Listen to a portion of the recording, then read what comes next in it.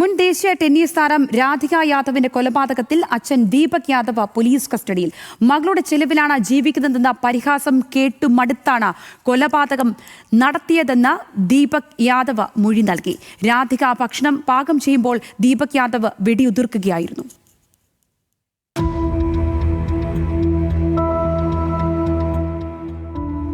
ഹരിയാനയിലെ ഗുരുഗ്രാമിലെ വീട്ടിൽ കഴിഞ്ഞ ദിവസമാണ് മുൻ ദേശീയ ടെന്നീസ് താരം രാധിക യാദവ് വെടിയേറ്റ് കൊല്ലപ്പെട്ടത്. അച്ഛൻ ദീപക് യാദവ് പിന്നിൽ നിന്ന് വെടിയുതിർക്കുകയായിരുന്നു. അറസ്റ്റിന് ശേഷം കോടതിയിൽ ഹാജരാക്കിയ പ്രതിയെ ഒരു ദിവസത്തെ പോലീസ് കസ്റ്റഡിയിൽ വിട്ടു. മകളുടെ ചെലവിനാണ് ജീവിക്കുന്നതെന്ന കുടുംബത്തിന്റെയും മറ്റുള്ളവരുടെയും പരിഹാസം വിഷമിപ്പിച്ചുവെന്നും മകളുടെ സ്വഭാവത്തെ നാട്ടുകാർ ചോദ്യം ചെയ്തുവെന്നും ദീപക് പോലീസിന് മൊഴി നൽകി.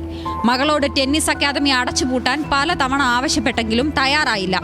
ഈ കാരണങ്ങളാണ് കൊലപാതകത്തിലേക്ക് നയിച്ചതെന്ന് എഫ്ഐആറിൽ പറയുന്നു.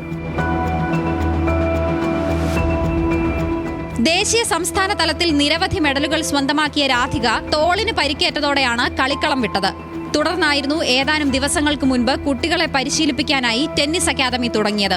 എന്നാൽ എന്താണ് സംഭവിച്ചതെന്ന് അറിയില്ലെന്നാണ് ദീപക് യാദവിന്റെ ഭാര്യയും രാധികയുടെ അമ്മയുമായ മഞ്ജുവിന്റെ മൊഴി.